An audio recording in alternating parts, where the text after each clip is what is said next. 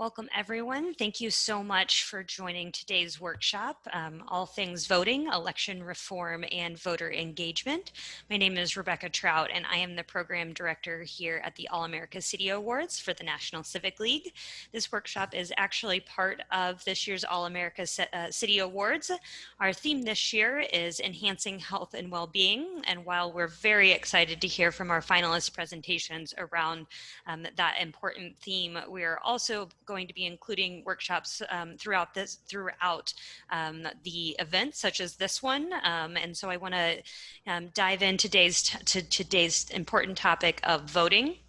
Our wonderful panelists joining us here today are Rob Richie from FairVote, which is a nonprofit dedicated to researching and advocating election reforms that will enhance voter participation and turnout.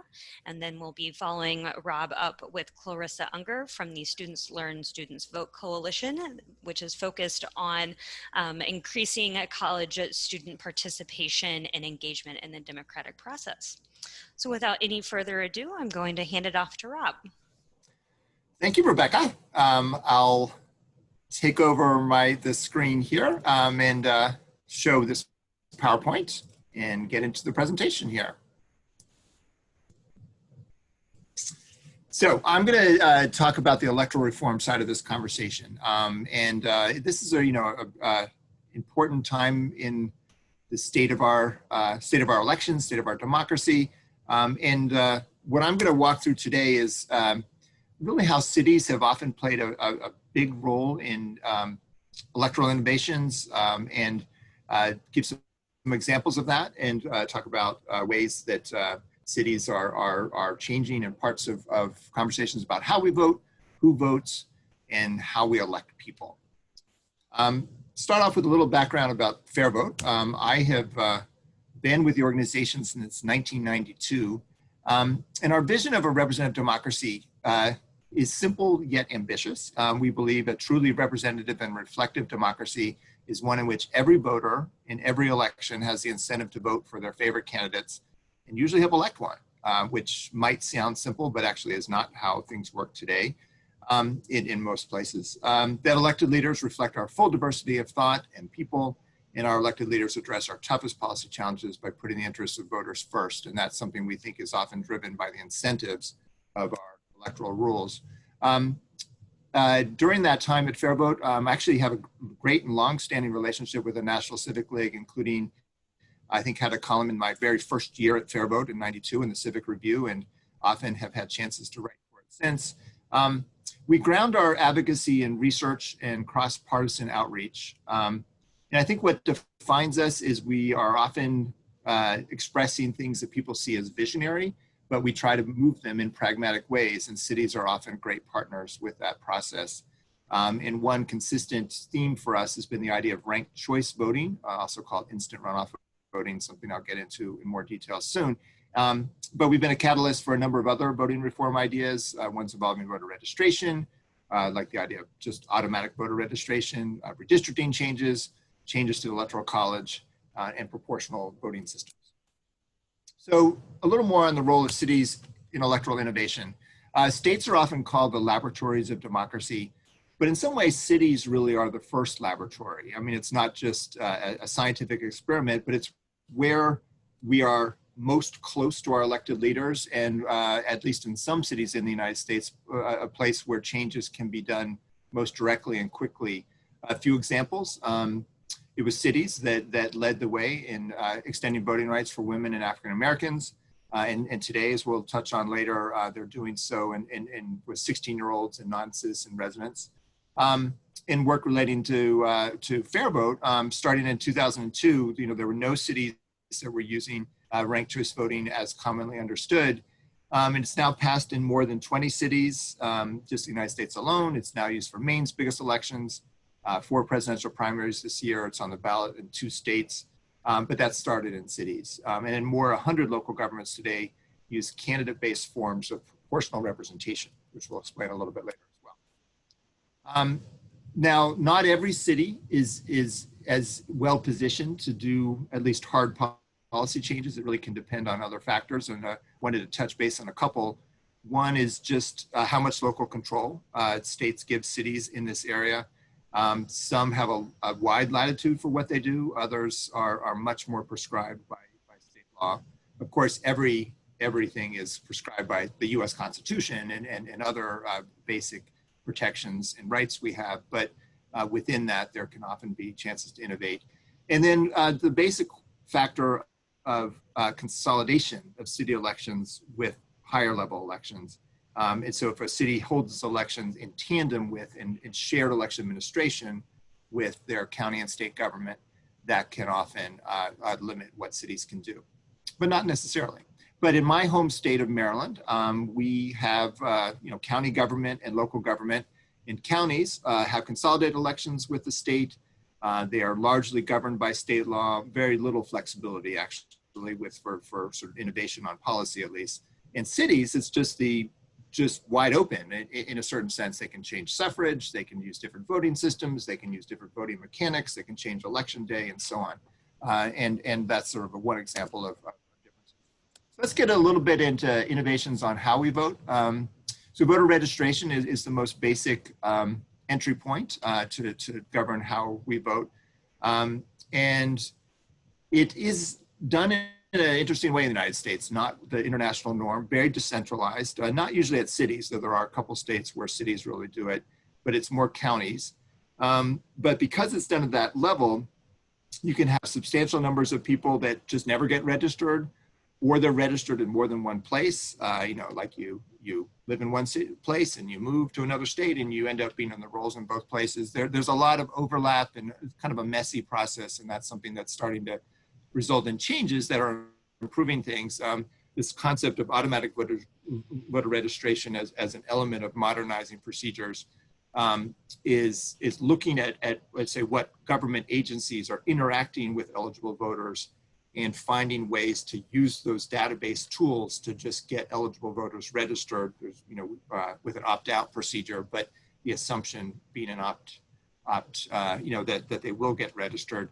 Statewide voter registration databases are now the norm, and now there's more interstate coordination for voter registration. So our roles are getting better, but they're still not what they can be. So cities have a role in this. There's part of it can be innovative practices. Just the idea of getting out there in communities in kind of a mobile, active way to help people get registered, creating opportunities for people to realize that that's something they can do. Of course, in the time of COVID-19, that might be more online creativity. There's something called National Voter Registration Day coming up in September. That's a nice tool to try to get a lot of people registered. Something that I've seen work really well is programs in schools, in high schools, where you have a lot of people becoming eligible to register to vote. One of the things we've supported over time is the idea of allowing people to start registering when they're younger and be pre-registered, and schools can be a great avenue to then start registering people, have mock elections, get people registered. And then there's policy changes that can happen. Just a couple examples. Cities can have their own versions of automatic voter registration as people arrive into a city. There's certain ways that they're interacting with the government that make it clear there's a new resident in town. And some of those databases can be used as tools for voter registration. And at least when it's a non-consolidated election, policies like in my home city of Tacoma Park, Maryland, we have election day registration for city elections, and actually we did it, and now the state has as well, but we were one of two cities that started it before the state did.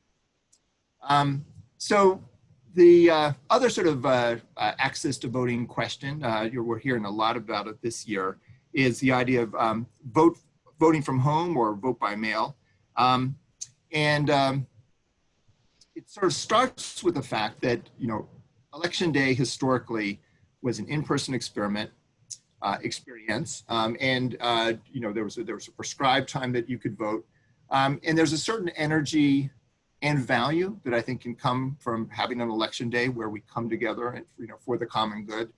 Some like Puerto Rico even makes it a holiday to do that. It sort of makes it all the more accessible. But the reality is that if you have a single day of voting within a prescribed amount of time, that can be hard for working people, particularly people who have jobs that don't give flexibility for getting time off, for people who have to travel, people who are juggling things with their children. They also can lead to long lines if there's not kind of a good matchup for polling places and eligible voters. We've seen lines that can be literally 5-6 hours long to vote. The ballot, it often can be pretty long when people vote. Like there can be a lot of ballot measures, there can be a lot of different offices. And when you're just arriving and you're not fully informed about everything that might be on the ballot, when you're suddenly having to kind of just do it while at a polling place, you can really not be ready to vote on certain key things. And these days, particularly when local elections are held separately, they don't get a lot of news coverage. News itself is not what it used to be. And so turnout can often be quite low, and people need to know that there's an election before they can vote in it. And now we have the extra challenges of COVID-19, of course, and just the very challenges of being together in person. So some cities have had real lead roles in helping to do early voting. It's typically a state policy that establishes a certain window of time that people can vote before an election. And early voting in one particular way is having to do it in person. Voting at home is a way of thinking about vote by mail. And one reason to say it that way is that the ballots come to you in the mail. And sometimes you have policies of just absentee voting where you request a ballot in the mail. But now we're seeing states get to a policy of just sending ballots out. And when you start sending ballots out, like Colorado does that, or Oregon, Hawaii is now doing that, Utah, much of California, then if there's like a local election, the ballot's coming to you in the mail. And so, oh, there's a ballot, and then you can have time to look at it. You can either mail it back, but a lot of people actually drop it back off. So that does enable voters to know an election is happening and gives them more time to look at the ballot. In the COVID-19 time is obviously safer. You do have to deal with facts that there are concerns about the ballot being outside of sort of the polling place security, making sure there's not fraud, that there's not sort of people kind of forcing people to vote in certain ways. There's a lot of history of good practices to deal with that, but that's something you need to look at. You do need to still keep options for people to vote in person because, as we know, the mail doesn't always deliver things right, and you have to preserve a chance for people to vote in person. But we're going to see a lot more vote by mail in the future, and it really does bring value to local elections in particular. So cities can also do some really interesting work on just who votes itself, the sort of innovation that comes with that. So as a reminder, when we started as a country, most Americans, the great majority of them were not eligible to vote. So we had a representative democracy, we had the Bill of Rights, but that actually did not include a right to vote for most people. And it was cities that often did take that lead role in suffrage laws. So people who didn't have property typically couldn't vote. And then cities were often the ones that sort of drove that first, to saying, well, if you live here, you should have a chance to vote. Residency requirements would sometimes be multiple years. That was sort of shortened, often first by cities. And the right of women and people of color to vote in the many places that they were denied that at first. And those suffrage changes move upward. And cities weren't always first, but they often were. And, but cities moving to states, and then states often in, not quickly sometimes, but into the US Constitution itself. And, when you look at the post Bill of Rights changes to the Constitution, a whole lot of them are about democracy and representative elections. And that's, I think, kind of something to realize when we think of a more perfect union, that voting and democracy itself is often core to that. But the 15th Amendment changed and opened the door to African Americans. 19th Amendment, we're in the 100th anniversary of women earning the right to vote. And the 26th Amendment, more recently, for 18-year-olds.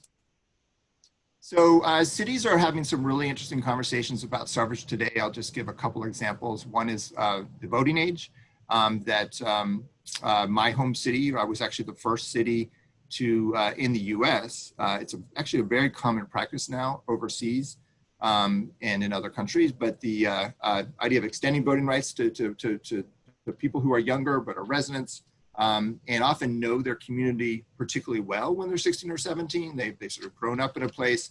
What we're finding is that when you get that first chance to vote, when you're sort of in the more settled time at home, when you're just reaching into adulthood, turnout can often be a lot higher. I'll say in my home city of Tacoma Park, we've had it now for almost 10 years now, and more 16 and 17-year-olds have voted in most of those elections than all 18 to 30-year-olds combined, meaning that just that chance to vote is differently experienced at that age than when people are often more not as settled. And there's some good arguments for it also. And it's a conversation that I think will just keep going, but cities are really driving it. The other one I wanted to flag is the idea of extending voting rights to residents who are not citizens. Obviously, there's a big debate in this country about citizenship, but historically, a lot of states actually allowed non-citizens to vote, non-citizen residents, members of the community. It's pretty common in many other countries. We have greatly restricted that, but there's sort of there's a really good conversation to have about what does it mean to be in a community. You can have non-citizens who live in cities for years, pay substantial amounts of taxes. In New York City, it's about a quarter of taxes are paid by non-citizen residents. They have a lot of children in schools. What's interesting is a citizen can move into a city and vote a month later, and someone else who's not a citizen can live there for years and not have a chance to vote. So these conversations are starting in cities. Actually, here in Maryland, we have 10 cities, including my own, that have made that change. San Francisco does it for parents and school board elections. So let me get into something that's really the day-to-day work of FairVote more, which is the way that we elect people. So there's a lot of different ways that cities vote today. And this is just a few examples in this slide. So you have partisan elections and non-partisan elections. Most cities do not have partisan elections, but some do, some don't. Meaning a partisan election is there's there's party labels and there's primaries usually. You can have at-large elections for say a city council and school board where all the representatives run together at large, and there's sort of different variations of how to do that. District elections or ward elections, meaning that they represent one per area, which is how we say elect the U.S. House and a lot of state legislatures, though not all. There's several that actually allow multiple people per district, and then kind of a mix of those. And cities are having sort of rich conversations about those differences, much more so than the kind of very typical single-member district system we see for state legislatures and Congress. That point about consolidated elections versus not consolidated elections, majority versus plurality. This is something that we'll get into in a moment, but do you need to get over 50%? And if not, do something else like a ranked choice system or a runoff election, or just top of the heap. If you get 26%, that's good enough. A plurality vote system. Cities do both of those. Single choice, being kind of limited to just vote for one person, or a ranked choice where you can express backups. Other changes are often deeply discussed, and you see cities doing both, which is direct election of mayors and indirect election of mayors, meaning like the city council might pick the mayor instead. Let me get into ranked choice voting. Ranked choice voting is a method of election that was actually invented in the United States back in the 1800s. It didn't get as much use here in the United States, partly because we're moving to at that time or soon after in the early 1900s into using voting equipment. And the voting equipment we had at that time kind of just didn't make it very easy to do a more sophisticated voting system like a ranked choice system. So places that continue to vote by mail, like Australia and Ireland, were quicker to move to a ranked choice system. But as we've kind of got our voting equipment more modernized, there's kind of this whole conversation, we're catching up with it here. And so just in the last 12 years, last 12 months, we have seen these developments. New York City, our biggest city in the country, a charter commission overwhelmingly voted to put it on the ballot, and 73% of voters agreed to make that change. It was signed into law for the 2020 presidential elections this November in Maine. It was used in 5 states for the presidential primaries, and in each case worked really well with higher turnout than expected and kind of combined with typically vote by mail or early voting. It was used in 12 cities during that time, 6 for the first time. And it's been approved as a ballot measure in at least 2 states for November and 5 cities. And it's getting really impressive support, including the editorial writers of the New York Times and the Washington Post. So here's the basic kind of argument for changing from a plurality system where you get to vote for one person to ranked choice voting. In the current system, when you only have 2 people, it works fine. You vote for one, and one person is going to get more than the other. But when you have more than 2, you can really get into these dynamics of outcomes that seem controversial. Maybe the person has the most votes, but people believe that they only won because the majority split their vote between 2 other candidates. You get into strategic voting, people trying to outguess how other people are going to vote and not being sure they can vote for their favorite candidate because they're not sure that favorite candidate's viable and so on. So there's just like various challenges that really come with having more than 2 people run. And fundamentally having people win and say become mayor with less than half the votes. Here's a ballot sort of early on in the Democratic presidential contest. And some of the states allowed people to rank with the ranked choice system, most just limited to 1. And that's really like kind of not allowing people to kind of express themselves in a way that they're often ready to. So a ranked choice system allows that expression in a very meaningful way. So you get to say who your first choice is, you can say who your second choice is, you can say who your third choice is, and you can stop whenever you want to, but you're getting more power to be able to say what you want to do. And what that also means is the candidates know that, so they just end up having a lot more conversations with people because they say, well, if I'm not your first choice, can I at least be your second choice? And you really see some interesting conversations happening with that. So what does it mean for, as a general matter? So the ranked choice ballot is used in a lot of different ways, but these are sort of some common themes that I think are changes that come with it. We really see an improved culture of politics, that change of behavior of how candidates are engaging with voters. And not universally, but they tend to be more civil and positive campaigns because of that need to kind of try to reach out to voters and look for common ground with other candidates rather than division. And it is just enabling that greater choice for voters, really increasing equity and access in an important way. Votes are more likely to count. People are more likely to talk to you. And then it can solve some really specific problems with our with how cities hold elections.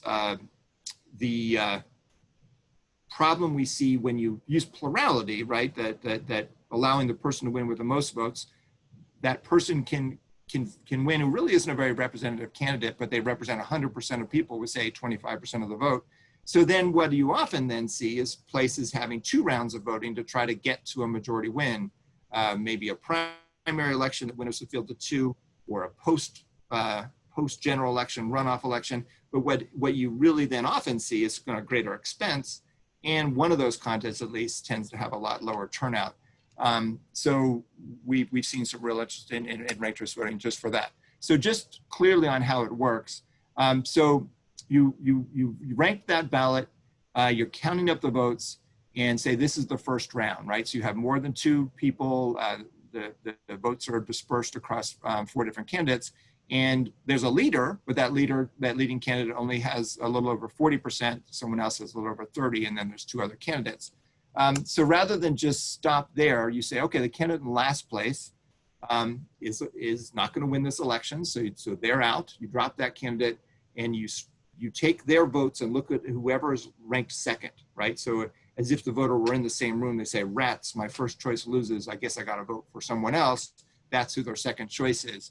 And that's why the other candidates know, oh, I have to talk to that those voters that back that candidate. So in this particular example, you still don't get a majority winner, so you go one more round, and it ends up with the candidate who actually had the most first choices ends up getting a a clear majority win. And usually the first choice winner does win, but not necessarily. And that's an example of where ranked choice voting kind of avoids a less representative outcome. So we've seen a lot of places go to this system. Here's just a few examples. A lot of places do it to replace plurality voting, some to replace two-round systems. San Francisco replaced runoff elections. Las Cruces, these are ones where if no candidate had won a majority in the first round, they had a kind of usually a lower turnout runoff election. Other places like Oakland, Minneapolis, St. Paul, some cities in Utah, we expect to see actually a number of more cities in Utah make this change. They had primary elections that winnowed the field, and then a November sort of general election. This allows that all to happen in a more consolidated, shorter time with the ranked choice system. And some cities like Portland, Maine, changed from just a one-round plurality system to ranked choice voting.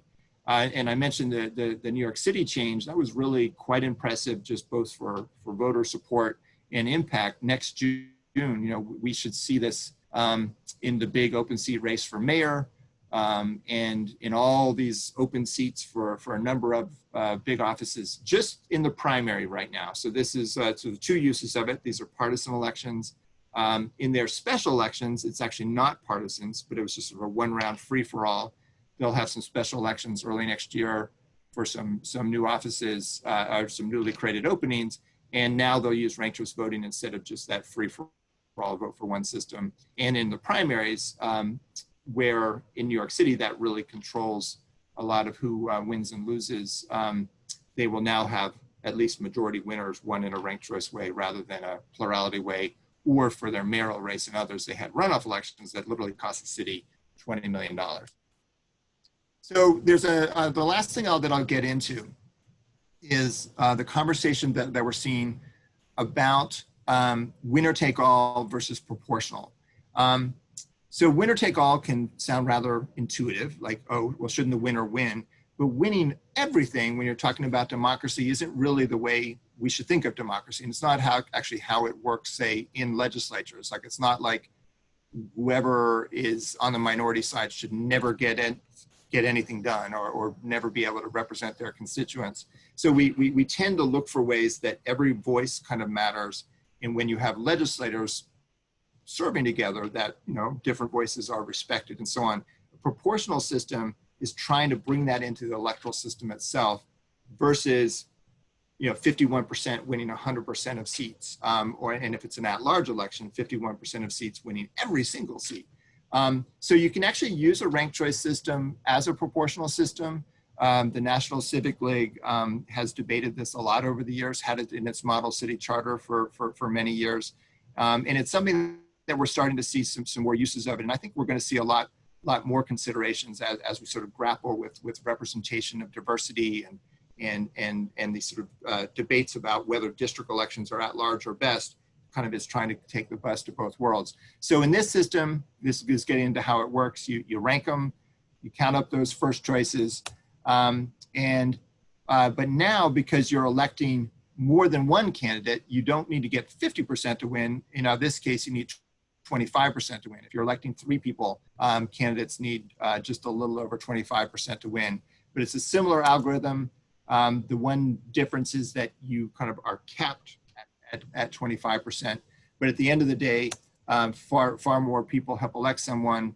And the advantages of a ranked choice system really get extended to kind of other values involving representation. And I think maybe most interestingly for sort of serious consideration is it can be a tool for addressing minority voting rights without the challenges that can sometimes come with trying to draw districts to create opportunities for racial minorities, particularly when we have more cities with kind of changing diversity, more than just binary differences, but Latinos and Asian Americans and African Americans and different people from different countries and so on. And I think that ranked choice system that really allows voices to be heard and creating incentives for people to reach out beyond their bases is going to get a lot of attention for that. So I'm Rob Richie, and working here at FairVote. And we've got a great team and really a growing, fun set of allies around the country working on these issues who have expertise in different parts of what I've gone over. So look forward to any questions and further engagement after today. So thanks so much. Thank you so much, Rob. Appreciate that.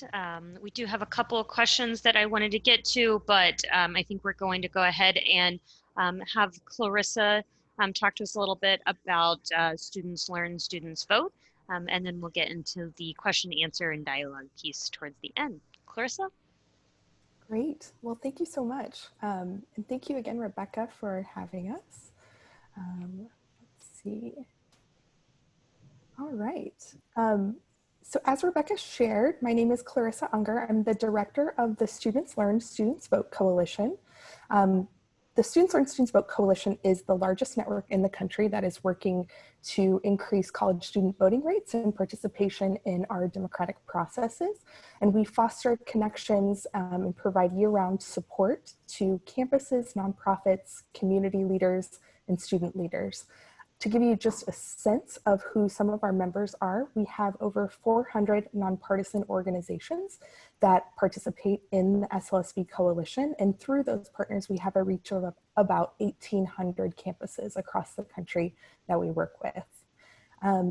So everyone on this call is clearly already very engaged within their communities. And so we don't need to tell you why it is important that you vote or why it's important that you advocate to help others vote as well. But since I'll specifically be talking about the college student population, I want to pose the question as to why we should focus on helping students vote. Very simply, it's very hard for college students to vote, and that is not because they're apathetic, but most of it relates to them being first-time voters, some of them not being in the communities that they grow up in, and just having different questions about what they're even able to do. So here you can see over the course of the last 4 federal elections, the college student voter turnout rates have been pretty well below the national voter turnout rates. You can see that disparity is lessening just a bit, and we saw huge jumps from the 2014 to the 2018 election, and we're hoping, of course, to see more parity between the national voter turnout and student voter turnout rates this year as well. So why does this matter? Well, things might be a little bit different this year because of everything that is happening with the pandemic, but typically there are 20 million voting eligible college students in the United States. And as I mentioned, from 2014 to 2018, the last set of midterm elections, we saw college student turnout double. So college students are definitely very interested, they're aware of the issues, and they want to engage in elections. Gen Z and millennials are also the largest and most diverse generations ever. And we also know that once people vote once, they're much more likely to do so in the future. So this is a very formative time and a time to really create long-term voters. So just to talk about our model a little bit, because it is a little bit different than traditional organizing, the way that our work happens through the coalition is that we typically identify a local campus leader. So this primarily is a faculty member or a campus administrator. And then through our work and the work of our partners, we support that leader with all of the different types of resources that they might need to be successful in their own local context. That could be anything from helping them with data and research, connecting them with other folks across the country who are dealing with similar challenges, giving them financial resources and support, different tools and policy supports as well, and also providing recognition. Then once those campuses sort of come into the mix, they start to embed that engagement, voter engagement into the culture of their campuses, and this creates long-lasting, sustainable change, and they're able to grow and test and iterate and scale this work from year to year on their own campuses. So just to show what this looks like on a couple of campuses that we've been working with for a while, wanted to highlight the University of Michigan and East Carolina University. These are 2 institutions that we've been working with since we launched in 2016. So over the course of a couple of federal election cycles, both campuses have done an incredible job of really institutionalizing voter engagement work. And as you can see, making sure that this is embedded within the real culture of the institutions. And they've seen great increases in turnout on their campuses in just a few short couple of years. Now, I know what a lot of you are probably thinking. The COVID-19 pandemic has really put a damper onto a lot of college plans across the country.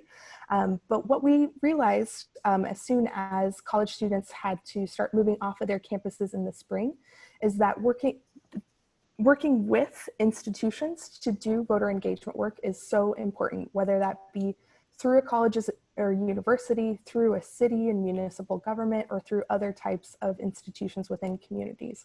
For colleges in particular, reaching first-time voters who are not already in a voter file is really challenging. But college students are a defined population and we know how to reach them. Also, we know that mis and disinformation is on the rise and is going to be very problematic, particularly this year. But students trust the information that's provided by their colleges and universities.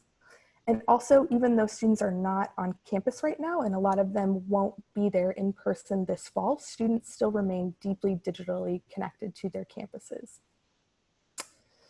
So our goals for this year in particular, and what really guides a lot of our work is, as I mentioned, increasing that college student turnout rate. So in 2016, the rate nationally of college students turning out to vote was 48%. As I mentioned, we want to see that be more on parity with national voter turnout rates. And we think that is very possible to happen this year. We also want to close the racial and ethnic participation gaps that currently exist among students of color and white students. So that's another North Star that really leads a lot of the work that we do through the coalition. And if we are to do this, this will mobilize an additional 2.4 million voters based on that estimate of 20 million college students this year. So how are we going to do that? We have a number of different priority initiatives through the SLSV coalition. I'll touch on a couple of them that are very college specific briefly, but then touch on some of the others, some that Rob actually brought up in a bit more detail that are not specific necessarily to colleges and universities. So the first being our Ask Every Student program. So one thing that we know through research and through human-centered design work is that it's definitely possible to get very high registration rates of college students on campuses. We've seen some campuses that have registration rates of their students that are above 90%. And so over the course of the last year and a half, we, along with some of our partners, NASPA, which is the Student Affairs Professional Organization, the All-In Campus Democracy Challenge, and the Campus Vote Project have created a program called Ask Every Student, which helps campuses integrate a 3 to 5 minute conversation into some sort of systematized process that every student goes through on a campus.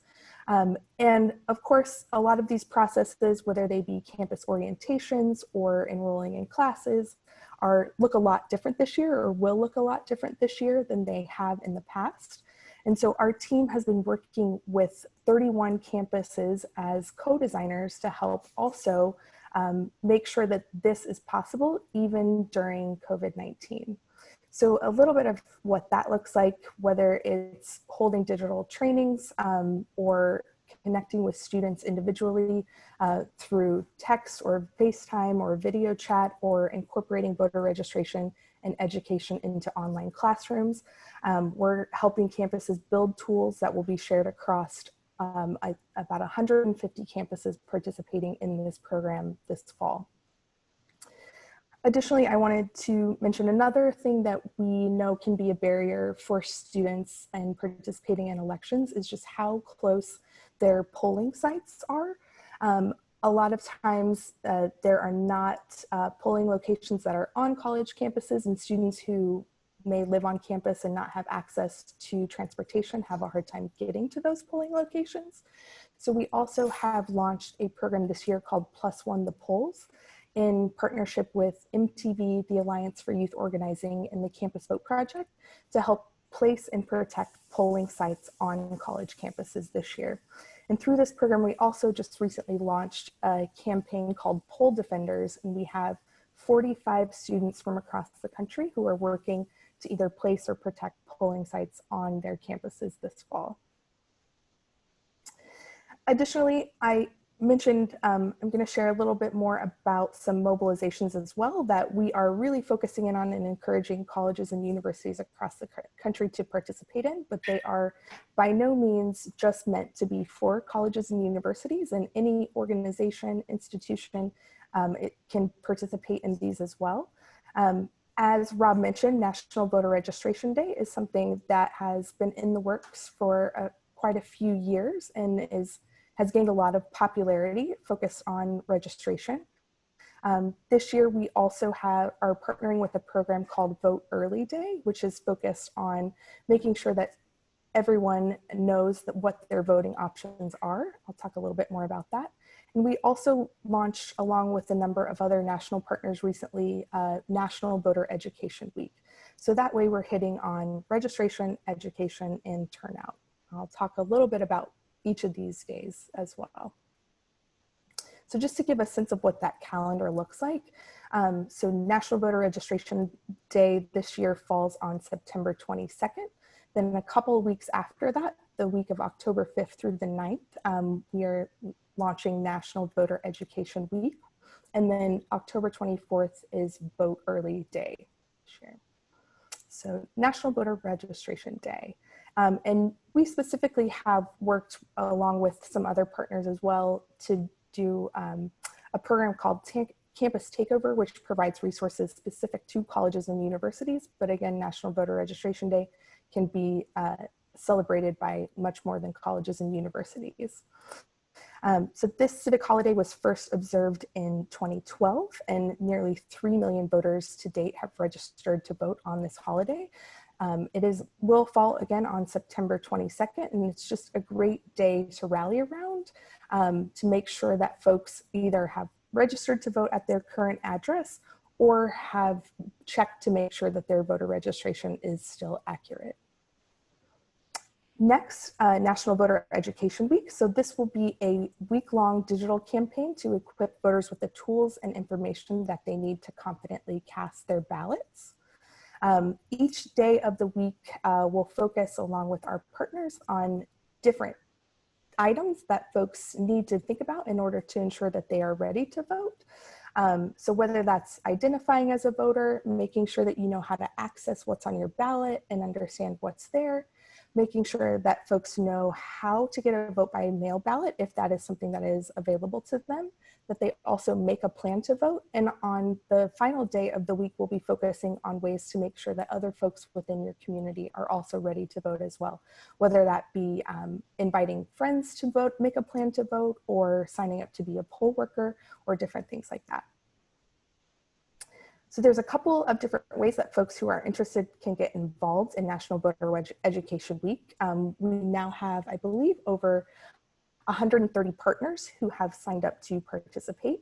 We're also asking folks who are creatives who can design some unique content that can be shared widely to sign up as creatives as well. You can do so at those websites on the screen.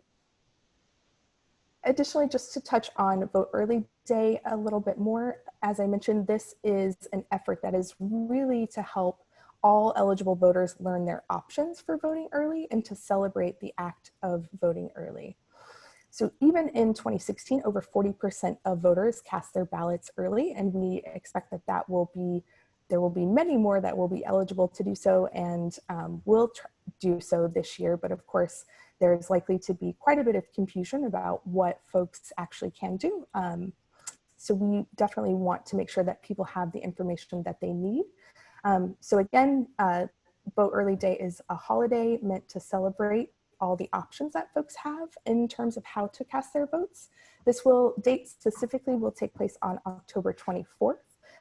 Which I think, especially as there's going to be a lot more voting by mail this year, as Rob mentioned, it's really important to get people thinking about that actual act of voting much earlier than Election Day this year. And again, it's just going to be a concerted effort to help reach folks so that they know all the different options that they have for casting a ballot. So again, there's a theme that you can see throughout each of these different mobilizations that we'll be focusing on this fall and encouraging others to participate in as well. And that's all about being vote ready. So making sure that registrations are up to date, that folks know what's going to be on their ballot, how to have a plan for how they're going to vote, and then actually know their options and turn out to vote potentially early if that is something that's available to them. So that's a quick overview of the Students Learn, Students Vote Coalition and some of our priority areas this year. Again, my name is Clarissa Unger, and I am happy to answer any questions. Great. Thank you so much. So first I want to give a little bit of space just in case either of you have questions for one another, and then I'll jump in with a few questions of my own. I just would say that was really impressive to hear, Clarissa. Great set of activities, and I'm such a good year for it too, right? Because it's going to be such a year of changes in how we vote and that sort of sequencing of registration and the civic education week. We'll quickly sign up. That sounds like a great one we have not done before. Great. But anyway, just a hat tip to what that's going to look like. And are you sort of getting a feeling on the ground of how this is playing out at this point in this strange time when, say, campuses are going to look very different this fall than they have in the past? Yeah, you're absolutely right. I mean, so one of the biggest questions that we're getting right now is in terms of voter registration. I think one of the biggest challenges on college campuses is that students don't necessarily know where they're going to be on election day at this point. We're seeing more and more campuses every day that are moving their operations from in-person or a hybrid to more and more online. Though we know that those that are planning online operations, there, unfortunately could be spikes. So we're doing a lot of scenario planning. We are planning for the worst, quite frankly, and just making sure that we are prepared to be there to support campuses and our partners, regardless of what happens this fall, and making sure that students have the information that they need whenever the time comes that they need information about voting and where they're eligible to potentially still register and cast their ballots. Good luck. Thanks. We're going to need it. Yes, you guys both have your work cut out for you. So one of the questions just sort of pre-pandemic that we had for both of you. So given the fact that local elections typically have a lot lower turnout than national elections, I'd be curious both of your thoughts as to why that is. And then the flip side of that is what can we do about it, either as just individuals, as city governments, what can they do, and then what can college campuses do to buck that trend, if you will? Well, I'll start because some of it really is systemic, right? It is like just the very fact that the dates of elections are different, and so much of how your experience of voting is communitarian. It's like how much your community is talking about it, how much other people you talk with and feel akin to are kind of engaged. And if media isn't really covering it and it's hard for the candidates to get their message out, it just sort of creates less of an environment. I mean, the irony always has been is that local elections are closer to you, but you may know a lot less about them than these people who are far distant. Like a lot more people know who the president is than know who their school board representatives are, even though the school board representatives are much more accessible. So, I mean, there's a lot of different ideas out there. I think I'd love to see a kind of a creative 21st century civic education that really brought home the fact that local government is close to you and that you can go and have a different kind of impact, and that's exciting, and that people can start that when they're young and that continue their whole life. I think on the structural side of things, just a lot of what we've focused on are voting rules that we think at least change the incentives to create more opportunities for voter candidate engagement, and that we hope can have kind of a ripple impact about kind of learning and getting excited about government. And then quite, sort of systemically, when you're like having 2 rounds of voting to fill an office of local government, it sort of makes it even worse. And so like having like one time when it really matters and they have to, reach out with a ranked choice system. And that's where the ranked choice voting system, I think can be particularly helpful, but it's certainly not a cure all. And there's a lot of other things that, that have to be done. Yeah, and local elections are certainly an interesting thing to think about from a college student perspective. So college students are allowed to register and vote either where they go to school or what they consider as their permanent location. And particularly for newer students, they might not yet quite feel that connection with the local community where they go to school, though we know just from federal elections that students are much more likely to actually vote if they are voting where they go to school versus at home. So one thing that we've really pushed through the coalition since we launched 4 years ago is that colleges and universities really need to be educating and engaging students about elections every single year, not just during even years or federal election years. And so we really push that to make sure that folks know that there are no off years when it comes to this work, that every year they need to be engaging their students as voters. So I think we're starting to see, especially in some places, where more and more college students are taking more interest in the local elections, but it's something that we're still working on for sure.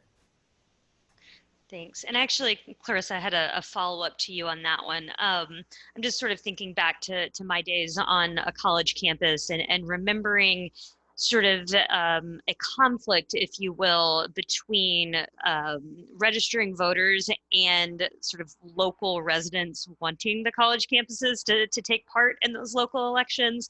Because they sometimes viewed us as outsiders who were only going to be here for so long, and they didn't want us to have a huge say in those local elections. So I'm curious if the coalition deals with this issue and how you kind of bridge that relationship between localities and the campuses within them. Yeah, absolutely. I mean, that is certainly an issue that we definitely see with some of the campuses that we work with, that folks within the local communities, they don't really want or think that the college students there deserve to be voting in those elections because they don't really see them as residents. They say, oh, you're going to be here for 2 or 4 years, but you're not really a resident of this community.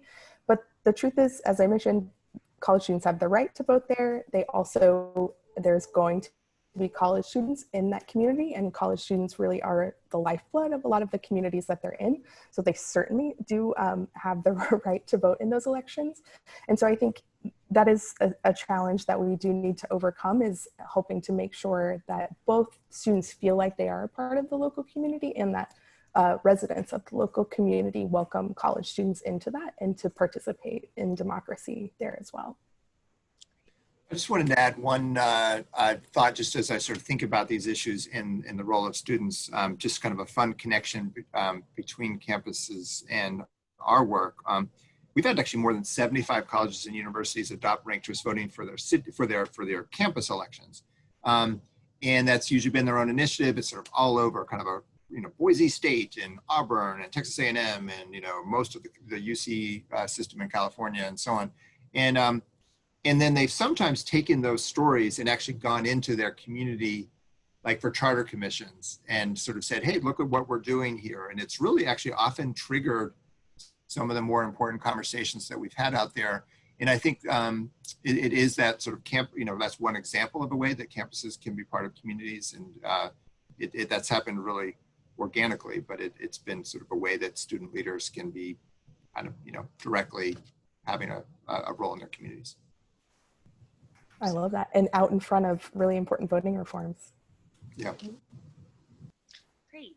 And then Rob, this next question is for you. You spoke a little bit about how the increase in mail-in voting this year is raising some security concerns. And I know a lot of this is just sort of politicization of the election system. And so I was hoping you might be able to cut through some of that for us and give us the sort of long and short of legitimate security issues and how worried and what kind of things we can do about those versus what is being a little bit overplayed right now. Yeah.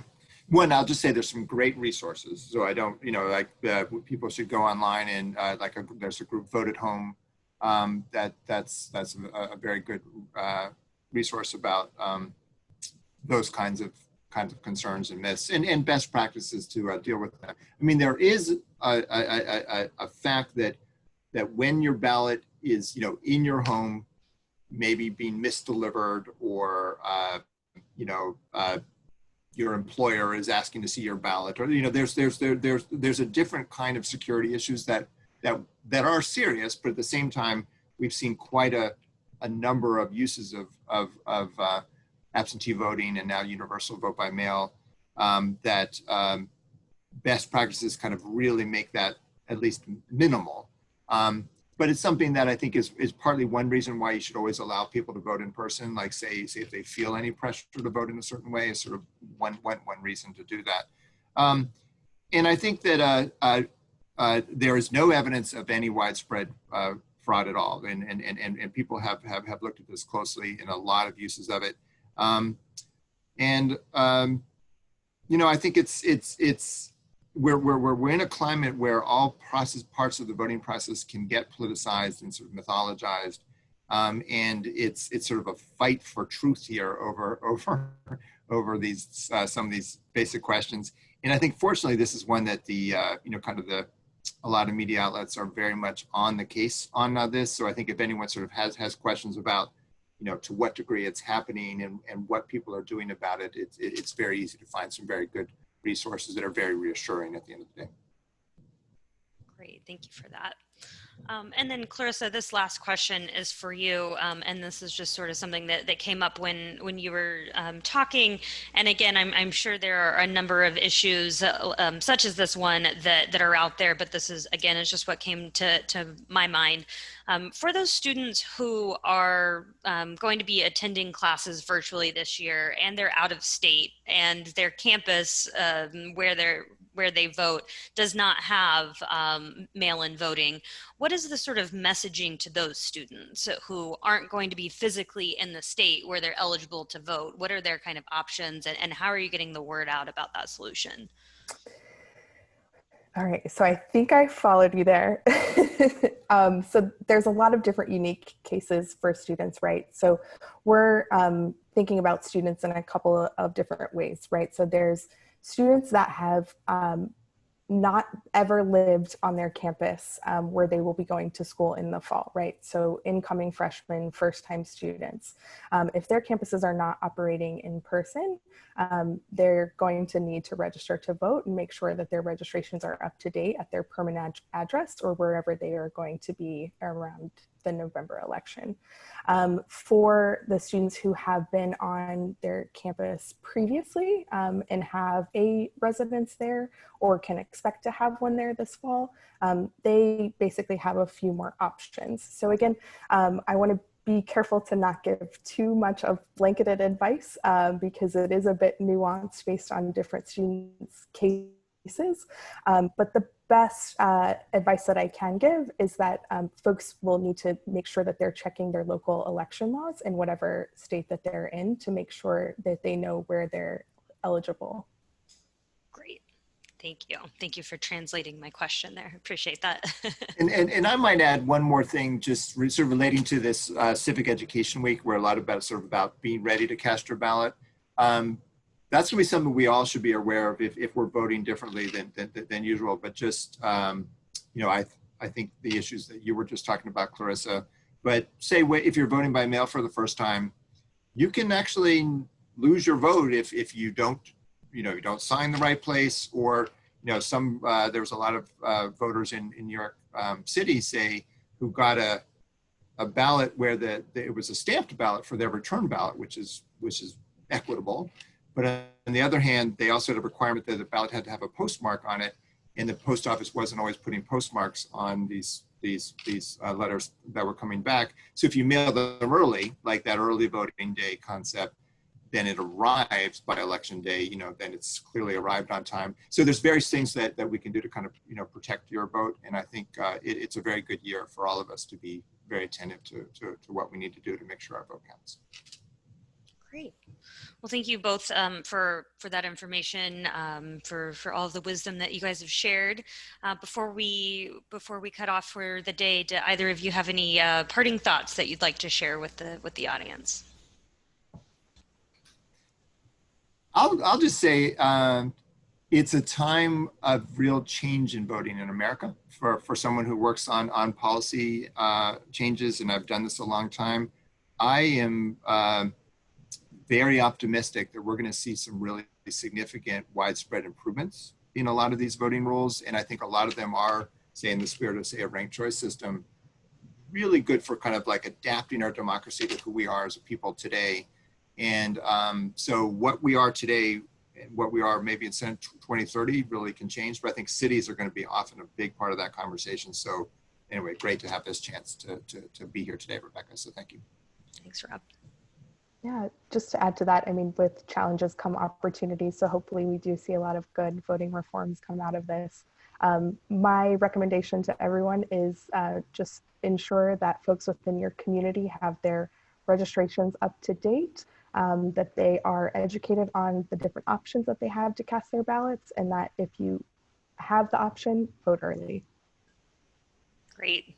Thank you again both so much. And for those of you listening, I appreciate you attending the All-America City Awards virtual conference this year. I encourage you to explore other workshops throughout the platform and comment where you can. Thank you all so much.